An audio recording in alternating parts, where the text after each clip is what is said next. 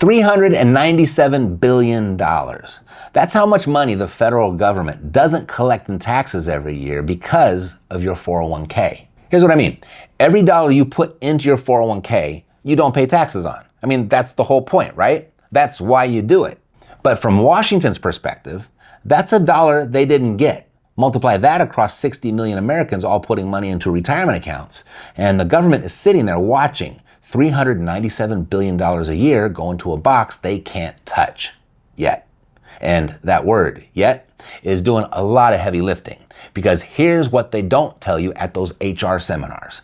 Washington doesn't see your 401k as your money. They see it as their money that you're borrowing. And when they need it back for the latest spending spree, they just change the rules. They've already done it multiple times. They're doing it again right now. And I'm going to show you the receipts.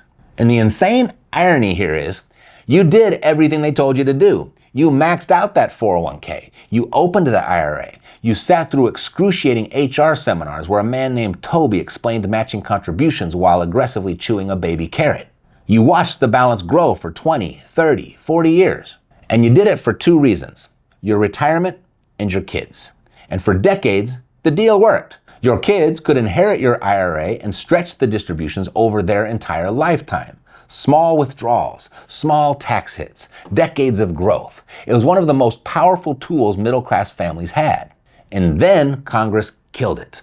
And they told us exactly why. In December 2019, they passed the Secure Act, setting every community up for retirement enhancement. An acronym so blatantly manipulative it sounds like a fake charity set up by a cartoon villain. And this is what they do. They name every bill like it's a charity gala: the Patriot Act, the Affordable Care Act, the Inflation Reduction Act. They all sound fantastic. They all poll great. And they all do something very different from what the name on the door suggests. The Secure Act is no different. They needed $16 billion to pay for the bill's provisions. So they eliminated the stretch IRA.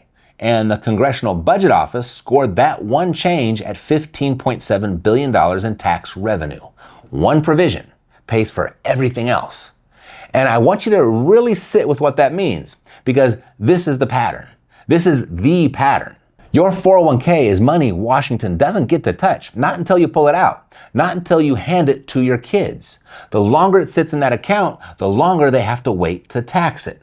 So the stretch IRA, that was the problem. Because under the old rules, your kids could inherit your account and spread the distributions out over 30, 40 years. That's 30 or 40 more years of sitting in a box Congress can't reach into.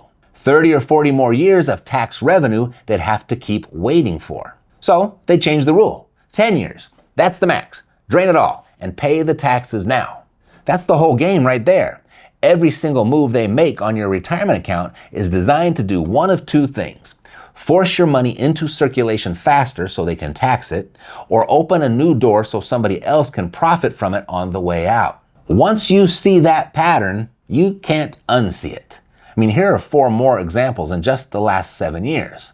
And I mean, watch this, because once you see the full pattern, everything else in this video, what it means for your family, what you need to do about it, will all hit different.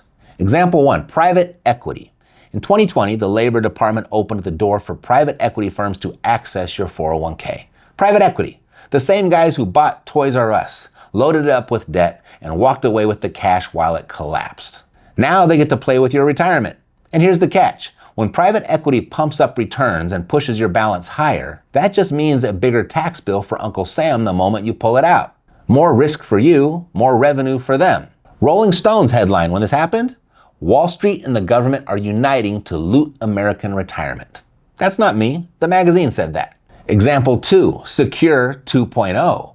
In 2022, they passed Secure 2.0, and Politico ran an investigation with the headline you need to hear: The 401k industry owns Congress. Their words, not mine. That bill expanded the system so wealthy taxpayers can shelter up to $452,000 a year in tax-advantaged accounts. And here's the genius of it. The IRS is perfectly happy to let them shelter that money right now, because when it finally comes out, every dollar gets taxed at the highest ordinary income rate in the code. Meanwhile, same Congress, same year, they're calling Social Security and Medicare budget busters ripe for reform. Your grandmother's Social Security check is a budget problem. A hedge fund manager sheltering $452,000 a year is retirement enhancement. Example 3, Home Savings Act, January of 2026. A bill to let you drain your 401k for a house without the early withdrawal penalty. Generous, right? Except every dollar still gets taxed as ordinary income on the way out. That's like your landlord burning down your apartment and offering to let you sleep in the ashes for half price, and then charging you rent. Example 4, hardship withdrawals. In 2025, hardship withdrawals from 401k accounts hit an all-time record, 6%. 1 in 17 Americans pulled money out of their retirement early, most of them just to keep the lights on or avoid foreclosure. That's not retirement planning, that's triage. And every single one of those withdrawals taxed as ordinary income, plus a 10% early withdrawal penalty unless they qualify for a hardship exception. Congress designed a system so squeezed that regular people have to raid their own retirement to survive. And then the IRS shows up at the door with its hand out for a cut. Do you see it now? They told you to put your money in there. They gave you tax breaks to make sure that you did.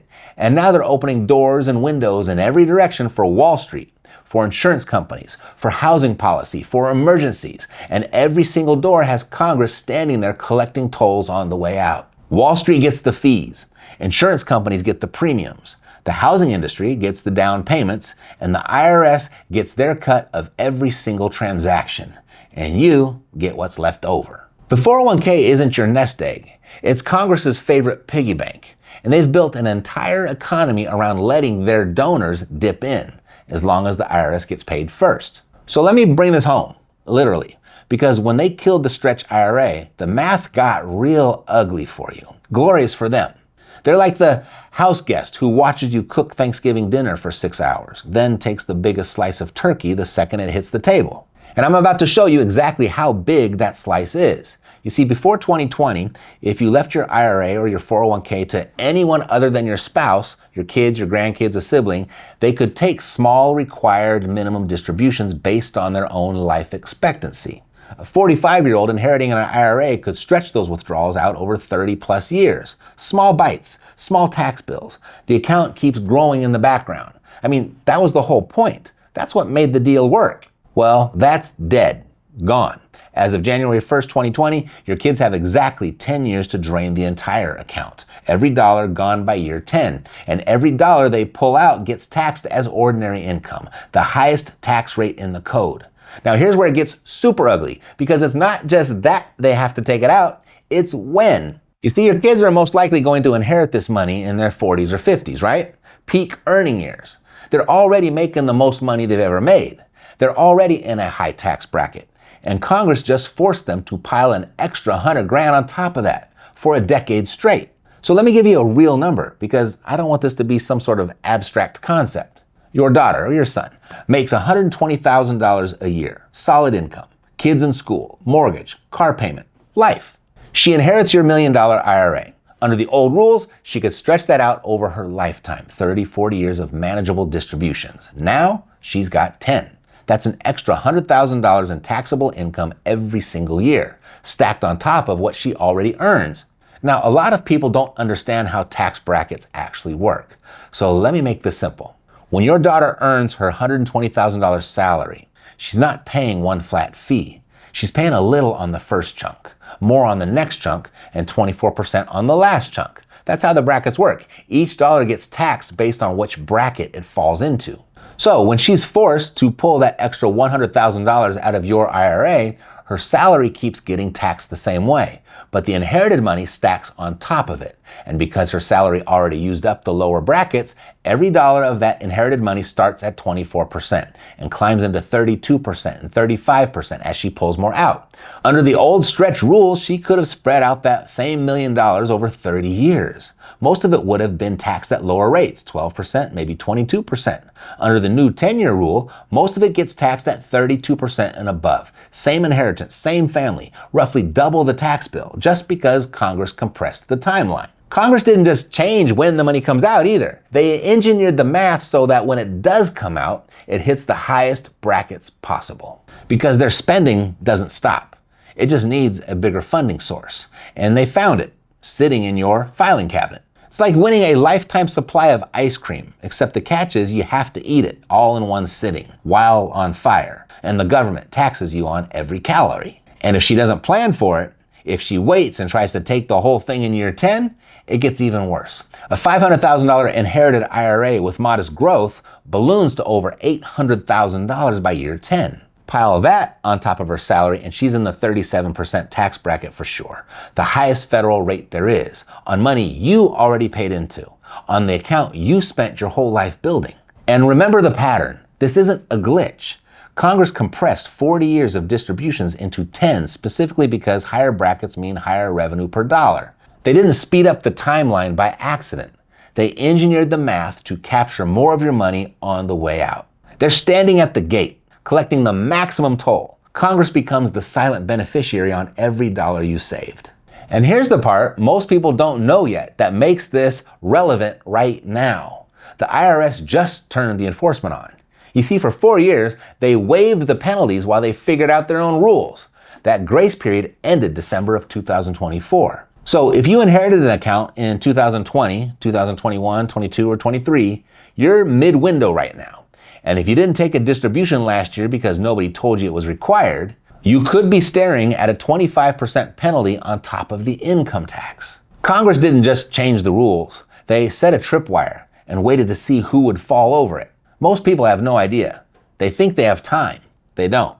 So the deed to your parents' house, the inheritance you were counting on, the retirement account you were going to leave to your kids, it's all sitting in the crosshairs of a 10-year countdown that's already running.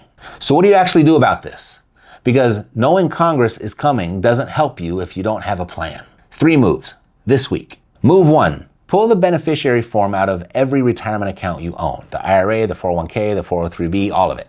It's probably buried in a login you haven't touched since 2018. Look at who you've named. If you haven't updated those designations since before 2020, you're operating on rules that don't exist anymore. The game changed. Your paperwork didn't. Move 2. Talk to your CPA about a Roth conversion ladder. This is where you take portions of your traditional IRA and convert them to a Roth while you're still alive. You pay the taxes now at your current rate. When your kids inherit the Roth, the 10-year rule, it still applies, but they don't owe a dime in taxes on the withdrawals. You're locking in a low rate today to build an active defense around what your family inherits tomorrow. Move 3, and this is the one nobody talks about. Grab a blank sheet of paper, and on one side, list every retirement account you got.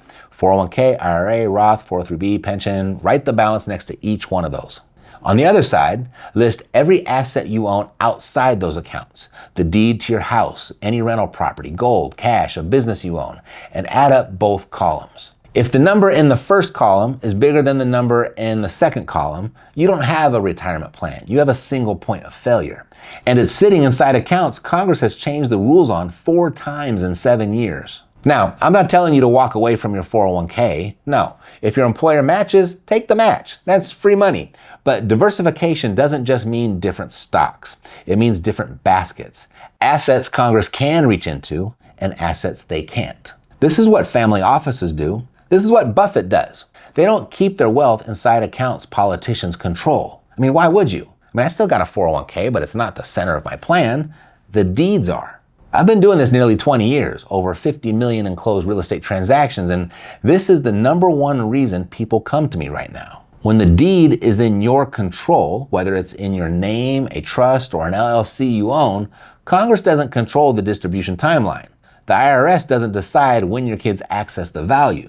You control the asset. You control the transfer. That's how you build a war chest Washington can't reach into. And if you want help building that second column, real estate specifically, I put everything together at inflationdefense.com.